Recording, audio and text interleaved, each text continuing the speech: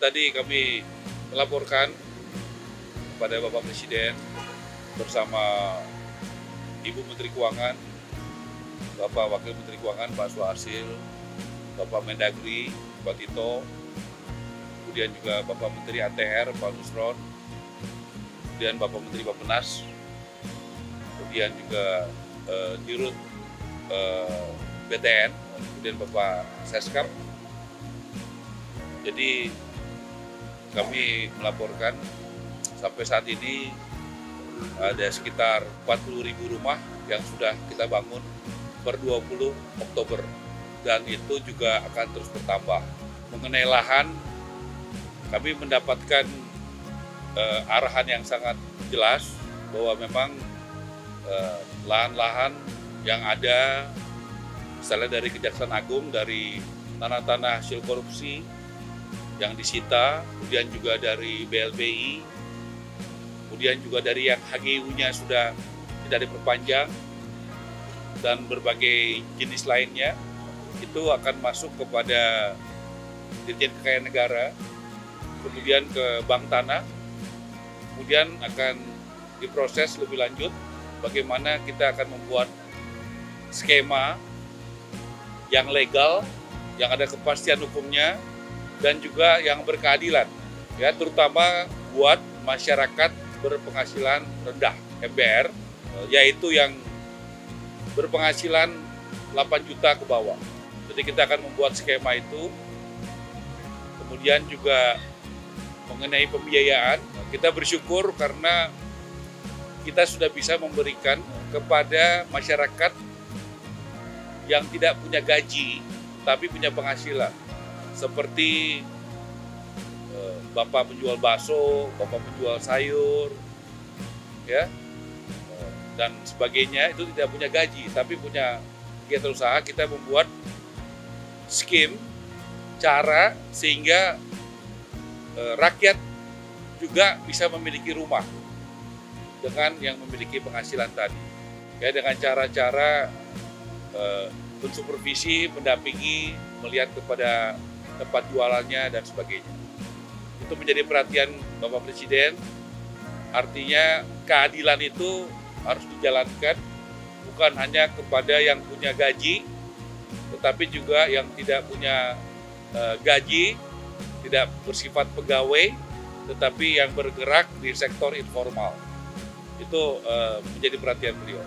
Kemudian juga tadi kami laporkan kurang lebih nanti tanggal 20 Januari itu 3 kali 30, 90 hari, ya, ada beberapa kebijakan di pemerintahan Presiden Prabowo yang pro rakyat yang sudah kami lakukan berkat dukungan kerjasama dari Kabinet Merah Putih secara tim, karena kami diminta kerjasama dengan tim Bappenas, ya, Mendagri, Menteri Keuangan, ya, ATR, dan lain sebagainya, semua mendukung. Seperti satu, kita sudah membuat SKB, Mendagri, Menteri PU, dan kami, yaitu bagaimana BPHTB itu bisa 0%, yang harusnya bayar 5%. Dan itu sangat membantu rakyat. Yang kedua, PBG untuk bangunan gedung, ya, itu juga 0%. Kemudian juga PPN 6 bulan ke depan untuk rumah yang di bawah 2 miliar itu 0%. Ini adalah sesuatu yang tadinya bayar, sekarang menjadi gratis buat rakyat. Rakyat yang mana?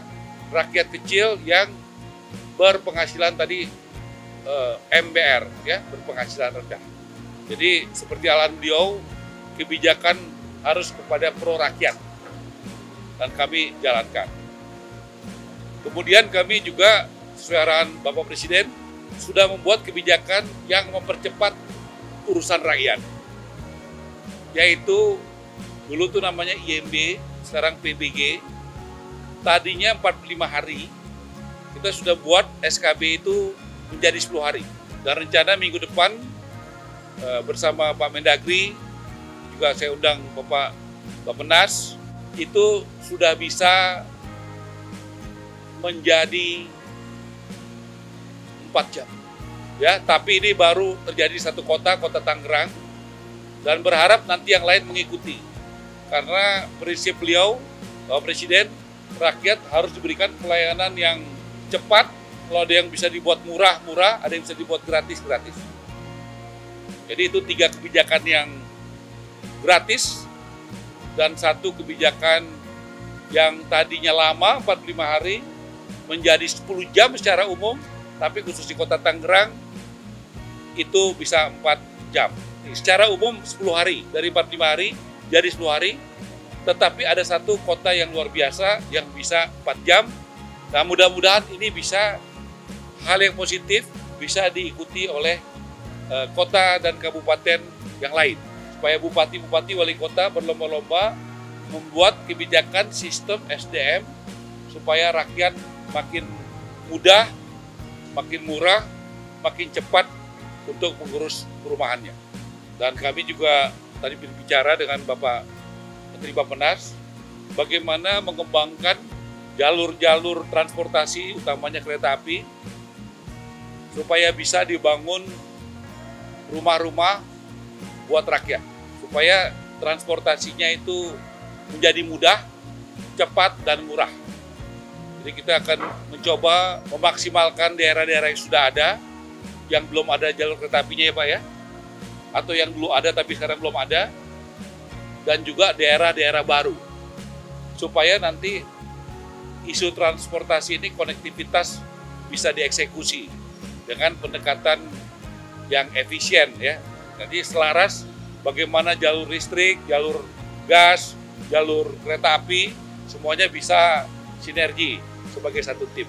Dan juga dalam beberapa hari, karena kepercayaan dari investor luar negeri sangat tinggi, bagaimana kita tahu Presiden Prabowo berbicara dengan pemimpin-pemimpin dunia, ya, di RRC, ya, di Timur Tengah, di Amerika, ya, di Rusia dan berbagai negara besar, ya, kita harus siap.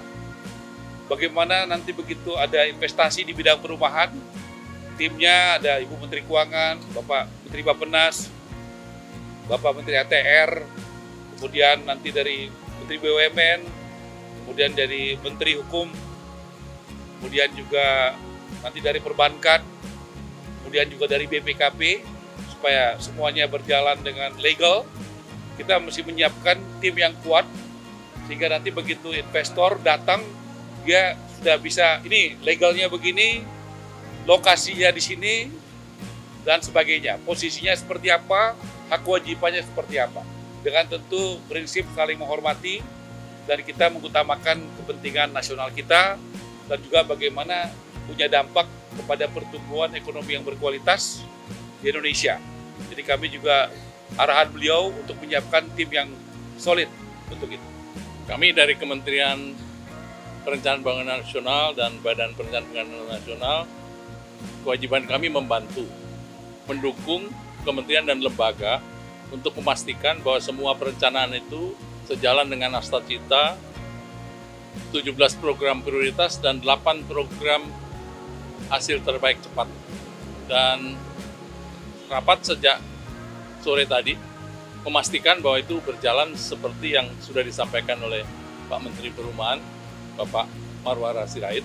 Kami senang sekali karena Pak Marwara ini bukan hanya kreatif, tapi juga inovatif. Banyak hal terobosan yang pada masa lalu belum dijalankan, sekarang akan dijalankan dengan sinergi dengan berbagai kementerian dan lembaga yang bisa melaksanakan program perumahan seperti yang dijanjikan dan seperti yang sudah diprogramkan sejak awal.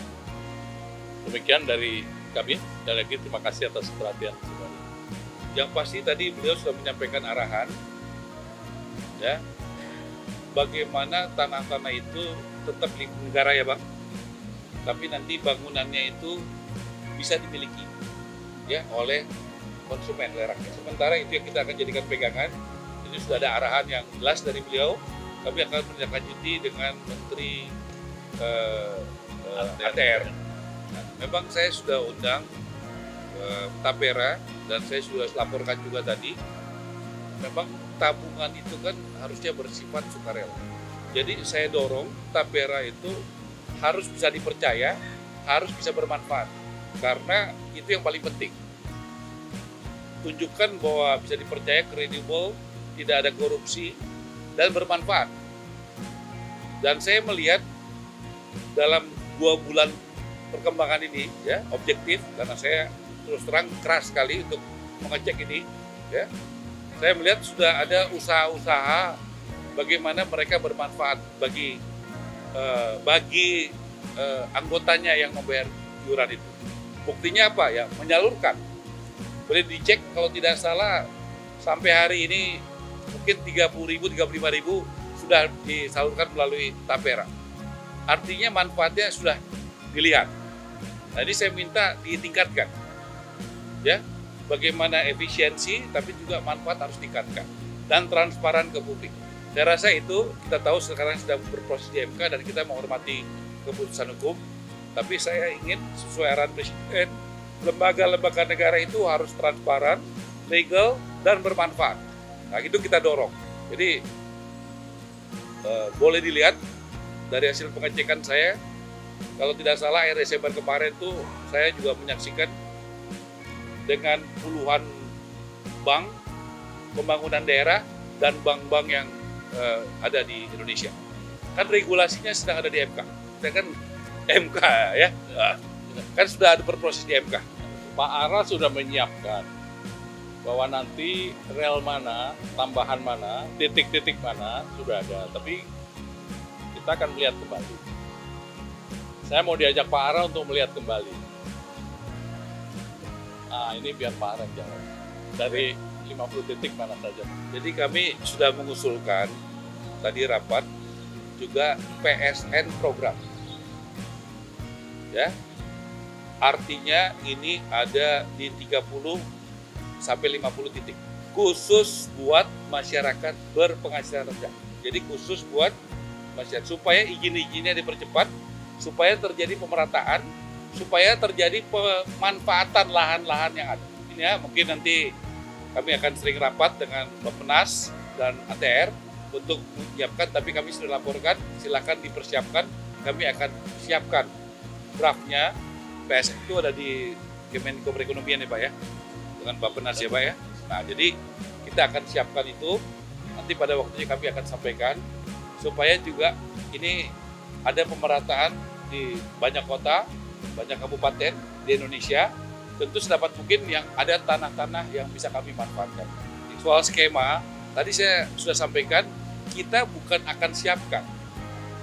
Saya sudah hadir dan memberikan langsung kepada